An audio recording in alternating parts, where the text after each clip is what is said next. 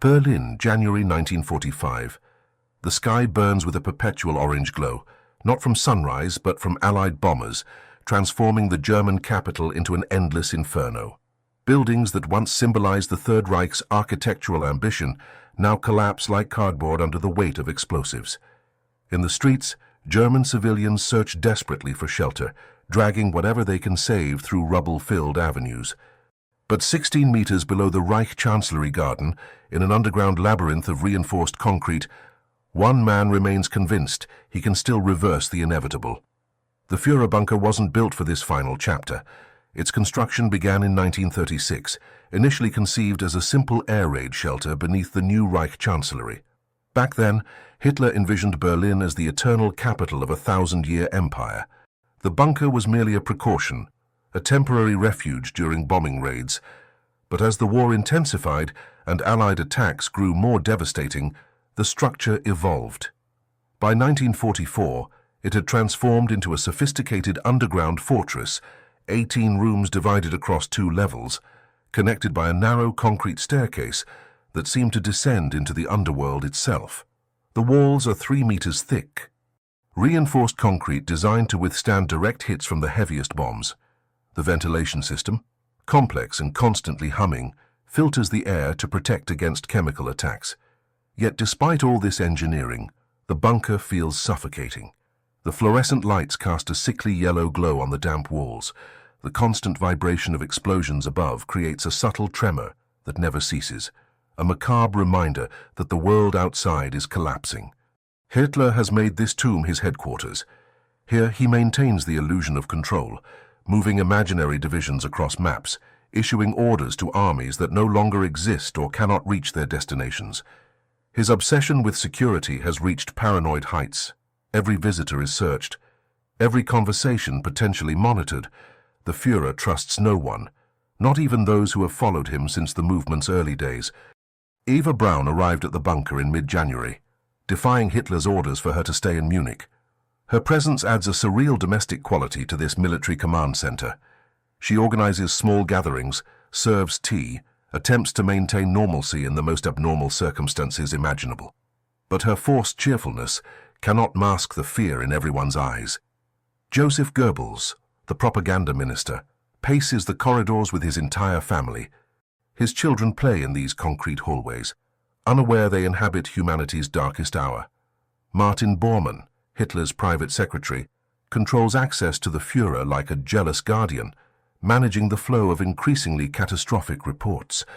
Each brings their own desperation to this underground refuge. The bunker has become more than a shelter. It's a psychological cage where reality and delusion clash daily. Outside, the Red Army advances with unstoppable momentum. Inside, Hitler rages against subordinates he accuses of betrayal, blaming everyone except himself for the Reich's collapse. The air grows heavier, not just with humidity and cigarette smoke, but with the weight of denial. This is where the Third Reich will breathe its last, not on a battlefield, not in a dramatic final stand, but in a claustrophobic underground maze that smells of diesel fuel, dampness, and decay. The Führerbunker isn't just Hitler's final headquarters. It's his coffin, built years before he would need it, and the walls are already closing in. April 16, 1945. At precisely 5 a.m., the earth trembles, not from Allied bombers this time, but from something far more terrifying. 2.5 million Soviet soldiers launching the final assault on Berlin. Marshal Georgy Zhukov has concentrated the largest artillery barrage in human history along the Oder River. 22,000 cannons fire simultaneously, turning night into day with their muzzle flashes. The sound is so overwhelming that soldiers miles away feel their internal organs vibrate. This is Operation Berlin, and it will leave no stone standing. Inside the bunker, the vibrations are constant now. Dust falls from the concrete ceiling with each nearby explosion. The lights flicker. Hitler, pale and trembling, studies maps that no longer correspond to reality. His finger traces movements of divisions that were destroyed weeks ago, pointing at positions his armies cannot possibly hold. His generals stand silent, afraid to contradict him, knowing that speaking truth now means being accused of treason or cowardice. Above ground, Berlin transforms into hell. Soviet troops advance block by block, building by building. German soldiers, many of them elderly men from the Volkssturm militia, or terrified teenagers from the Hitler Youth, mount desperate defenses with obsolete weapons and insufficient ammunition. The city's wide boulevards become killing fields. Women and children hide in basements and subway tunnels, listening to the approaching sounds of tank treads and Russian voices. Some choose suicide over capture, swallowing cyanide capsules distributed by the SS. Hitler receives constant reports of the deteriorating situation, but he refuses to process them. When General Helmuth Weidling informs him that Berlin can only hold for days, perhaps hours, the Führer explodes in rage. He accuses his officers of defeatism, of lacking the willpower to turn the tide. He speaks of phantom reinforcements that will never arrive, of secret weapons that exist only in his imagination. His hands shake uncontrollably, a symptom of Parkinson's disease that grows more pronounced each day. He is 56 years old, but appears 20 years older. Martin Bormann presents increasingly urgent proposals: escape to Bavaria, where loyal SS divisions still operate. Fly to the Alpine Redoubt, continue the fight from the mountains, but Hitler dismisses every suggestion with contempt. Leaving Berlin would mean admitting defeat, acknowledging that his 1,000-year Reich lasted merely 12 years. His pride cannot accept this reality. He has decided to die in the capital he once promised would be eternal. On April 22nd, during a military briefing, Hitler finally breaks. He learns that SS Obergruppenführer Felix Steiner's counterattack, which he had ordered with absolute conviction would save Berlin, never materialized. Steiner lacked the troops, the equipment, the possibility.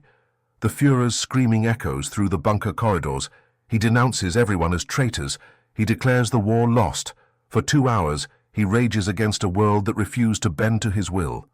Then, exhausted, he makes his final decision. He will stay in Berlin. He will not be captured. He will not surrender. Eva Braun holds his hand in the private quarters, whispering reassurances that both know are lies. Outside, the Red Army is 3 kilometers away and closing. The artillery fire is so intense that entire buildings collapse in seconds. The Reich is dying, and its architect has chosen to die with it. The question is no longer if, but when. April 29th, 1945. The bunker has become a tomb for the living. Soviet artillery pounds the Reich Chancellery Gardens above, each explosion sending tremors through the concrete walls. Hitler sits hunched over a small wooden table in his study, dictating his final words to history. His secretary, Traudl Junge, types frantically, her fingers trembling as she transcribes the testament of a man who once commanded an empire stretching from the Atlantic to the Volga. The political testament reveals nothing of remorse. Hitler justifies every decision, every atrocity, every catastrophic choice that led Germany to ruin. He blames international Jewry for forcing him into war, accuses his generals of weakness and betrayal, expels Hermann Göring and Heinrich Himmler from the Nazi Party for their perceived disloyalty. There is no acknowledgement of responsibility, no recognition of the millions dead because of his obsessions. Instead, he commands future Germans to continue the racial struggle, to maintain hatred as a political principle. Even facing death, Hitler cannot admit he was wrong. His personal testament is briefer but equally revealing. He announces his decision to marry Eva Braun, the woman who refused to abandon him even when escape remained possible. After 16 years as his secret mistress, hidden from the German public, kept in the shadows of his political life, she will finally receive the recognition she desperately craved. But this recognition comes wrapped in a death sentence. The wedding ceremony occurs just after midnight. There is no celebration, no music, no joy. A municipal councillor named Walter Wagner, found in a nearby Volkssturm unit, performs the brief civil ceremony. Eva wears a black silk dress, an unconscious mourning outfit for her own imminent death. Hitler appears in his military uniform, his left hand trembling uncontrollably. Goebbels and Bormann serve as witnesses, their faces hollow with exhaustion and fear. Eva signs the marriage certificate, starting to write her maiden name, Braun, before crossing it out and writing Hitler instead. This small gesture, This claim to a name she will bear for less than 40 hours reveals everything about her desperate need for validation. She has finally achieved what she wanted: official recognition as Hitler's wife. The price is her life. After the ceremony, a small gathering assembles in the bunker's conference room. They drink champagne salvaged from the Reich Chancellery cellars and attempt conversation, but the words feel hollow. Everyone knows this is a funeral reception masquerading as a wedding party. Eva tries to maintain her characteristic cheerfulness, discussing trivial matters as if Soviet troops weren't systematically destroying the city above. But her eyes betray her terror. The bunker population has swelled to nearly 40 people. Staff members, military officers, Goebbels' 6 children playing in the corridors, oblivious to their fate. The air grows thicker with cigarette smoke and fear. Everyone understands capture means execution or worse. The Soviets will show no mercy to those who stood beside Hitler until the end. In the early morning hours, Hitler retreats to his private quarters with his new wife. They can hear the constant thunder of artillery, feel the vibrations of shells exploding closer and closer. The Red Army is now less than a kilometer away. Soviet soldiers are fighting through Potsdamer Platz, advancing toward the Reich Chancellery itself. Tomorrow will bring the final decision. Tonight, they are simply a married couple waiting for the inevitable end. April 30th, 1945. Dawn arrives but brings no light to the bunker. The fluorescent bulbs continue their sickly yellow glow, unchanged and indifferent to the final day of the Third Reich. Hitler emerges from his quarters at noon, moving slowly through the corridors like a ghost haunting his own mausoleum. His face is grey, his eyes sunken and distant. He has slept little, if at all. The decision has been made. General Helmuth Weidling arrives for what everyone knows will be the last military briefing. He brings no good news because no good news exists. The Red Army has penetrated the government quarter. Soviet tanks are 300 meters from the Reich Chancellery. German defenders have run out of ammunition, out of hope, out of time. Weidling estimates they can hold for perhaps 24 hours, maybe less.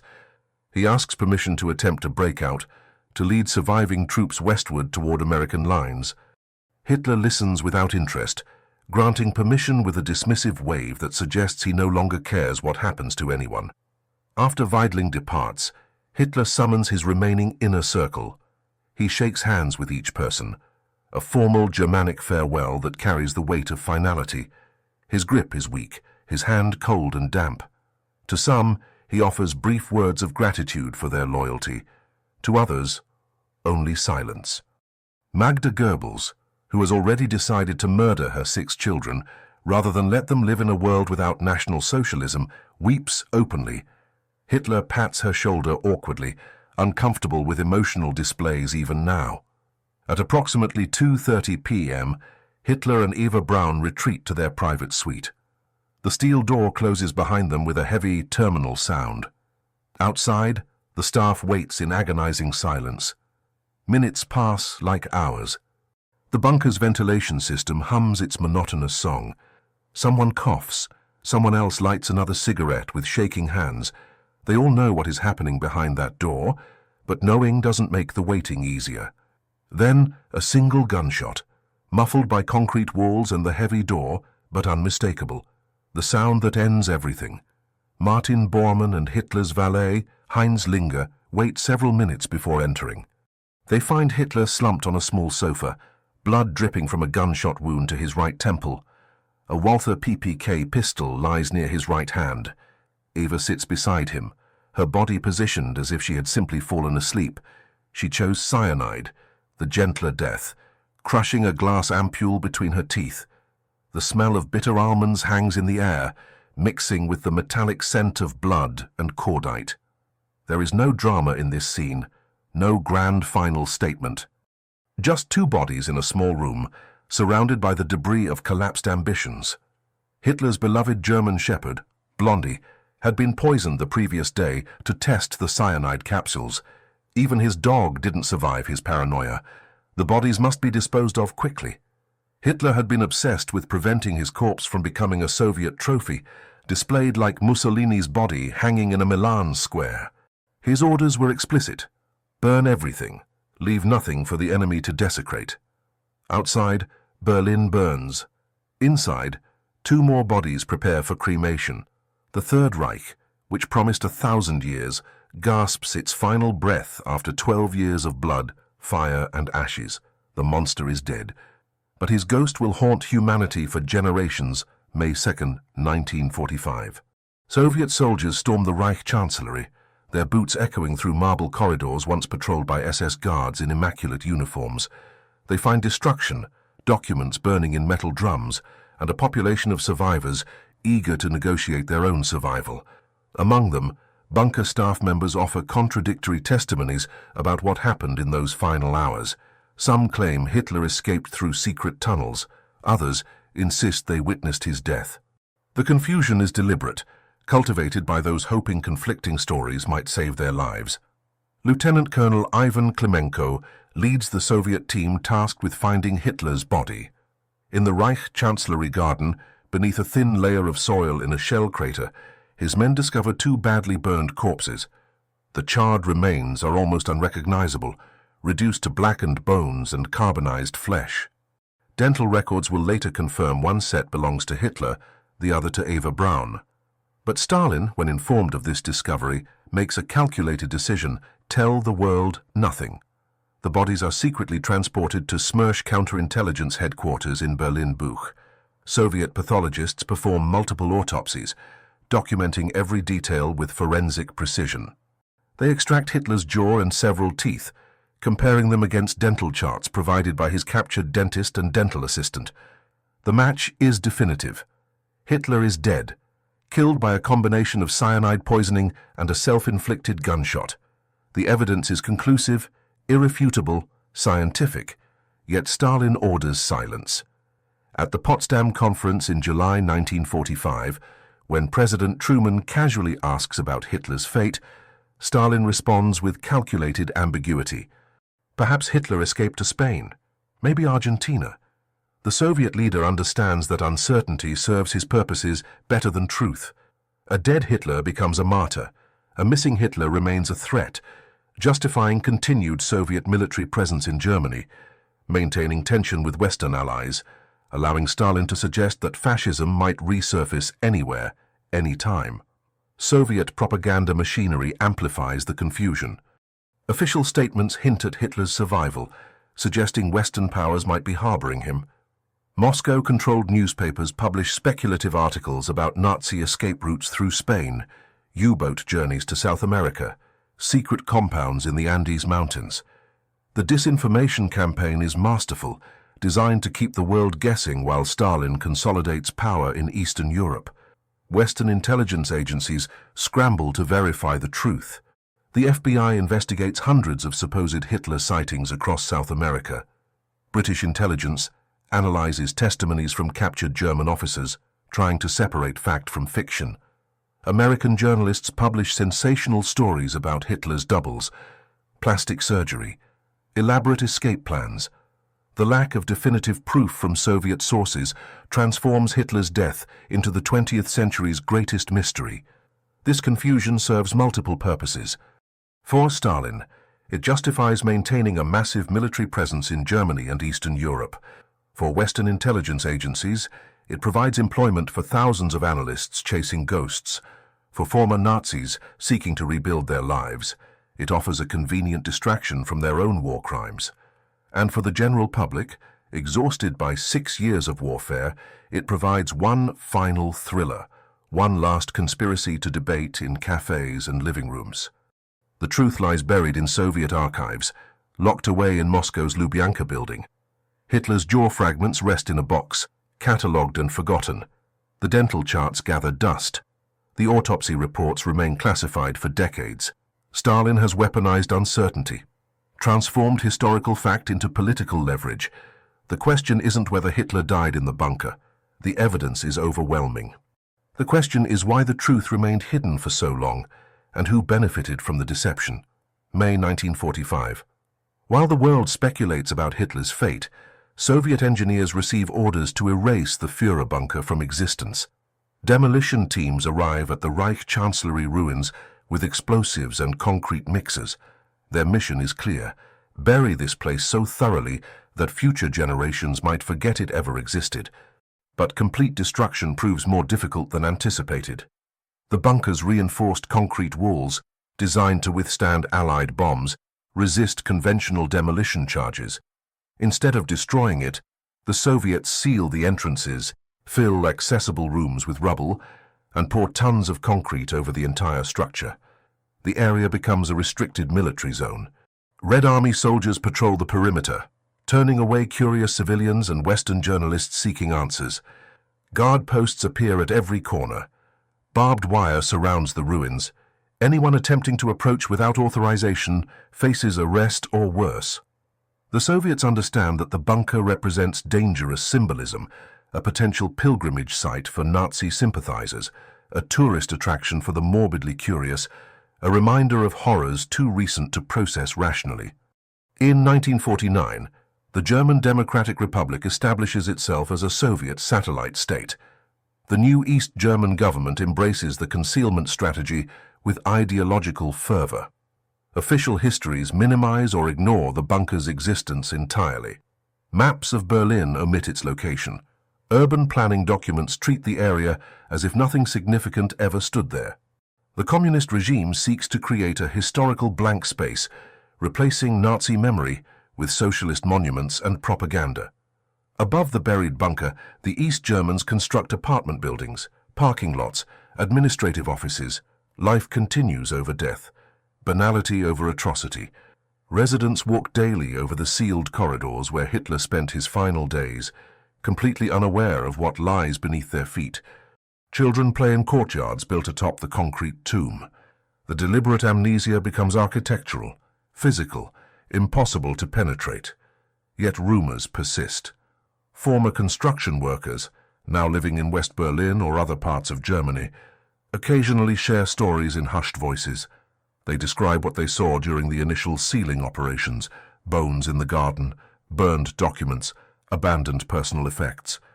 Some claim they entered rooms before they were sealed, describing Hitler's modest quarters, the conference room where he raged against his generals, the ventilation systems that failed to prevent the smell of death from permeating everything. Western intelligence agencies attempt infiltration operations throughout the Cold War. The CIA considers tunneling projects to access the bunker, hoping to find documents or evidence the Soviets might have overlooked. These plans never materialize, deemed too risky given Berlin's divided status and the constant threat of escalating tensions into armed conflict. The bunker remains inaccessible, protected by Soviet military might and East German paranoia. Historians and journalists petition repeatedly for access, always denied. The official East German position remains consistent. The bunker no longer exists as a functional space, having been destroyed and buried beyond recovery. This is technically true, though misleading. The structure remains largely intact beneath layers of rubble and concrete, a time capsule of humanity's darkest hours, sealed but not erased. For 44 years, the Berlin Wall divides the city, and the bunker sleeps beneath the death strip, the fortified no-man's land separating east from west. It becomes a metaphor for Cold War secrecy itself, known to exist, impossible to verify, surrounded by ideological barriers more impenetrable than concrete. The truth waits in darkness, buried but patient. History cannot be destroyed, only postponed, and every secret eventually demands to be told.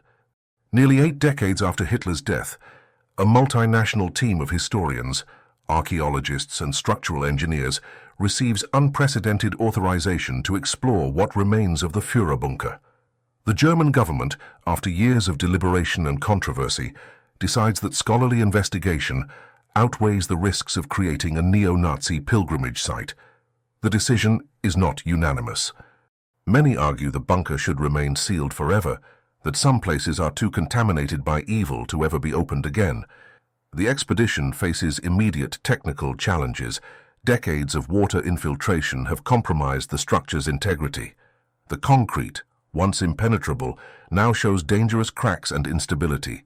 Ground-penetrating radar reveals that portions of the bunker have collapsed, creating voids filled with stagnant water and toxic residue. The air quality is hazardous. contaminated with mold spores, asbestos particles, and chemical decomposition from abandoned materials. Every step forward requires careful assessment of collapse risk. Dr. Elena Krasnikov, a Russian historian specializing in Soviet wartime operations, leads the archival research component. She has spent years in Moscow's formerly classified archives, piecing together the truth about Hitler's death and the subsequent cover-up. Her team brings copies of the original autopsy reports, photographs of Hitler's extracted jaw, testimonies from Soviet soldiers who participated in the body's discovery. After decades of speculation and conspiracy theories, she intends to match physical evidence from the bunker with documented historical facts. The descent into the bunker feels like entering a crypt. The original entrance has long been destroyed, forcing the team to create a new access point through reinforced tunneling. Emergency lighting illuminates corridors that haven't seen light since 1945. The walls weep with moisture. Rust stains everything. Graffiti left by Soviet soldiers decades ago still marks certain sections, crude Cyrillic inscriptions celebrating victory over fascism.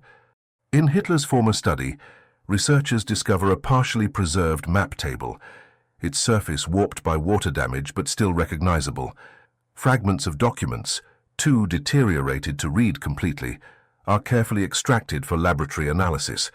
A broken pair of reading glasses, possibly belonging to one of Hitler's generals, a corroded pistol, though not the Walter PPK used for his suicide. These mundane objects carry extraordinary historical weight simply because of where they were found. The most significant discovery occurs in what was Hitler's private quarters.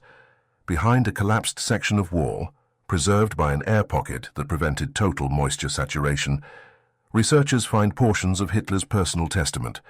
The paper is brittle and stained, but forensic analysis confirms its authenticity. The handwriting matches known samples. The typewriter font corresponds to the model used by Traudl Junge. This physical evidence corroborates testimonies given decades ago by survivors. Dr. Krasnikov holds the mandible fragments brought from Moscow's archives, comparing them against photographic documentation of the bunker's layout. Standing in the room where Hitler died, she can finally close the circle of evidence. The conspiracy theories collapse under the weight of physical proof. Hitler did not escape to Argentina. There was no body double. No secret submarine carried him to safety. He died here, in this claustrophobic room, surrounded by the ruins of his megalomaniacal dreams. The expedition concludes with a somber documentation process. Every artifact is catalogued, photographed, preserved for future study. The bunker will be sealed again, this time with the transparency of acknowledged history rather than the secrecy of deliberate concealment. This place represents humanity's capacity for absolute evil, but also its capacity for truth. The bunker is not a shrine, it is evidence. And evidence, no matter how disturbing, must be preserved, studied, and remembered. Because forgetting is the first step toward repetition. The darkness has been illuminated. The truth, finally, has been told.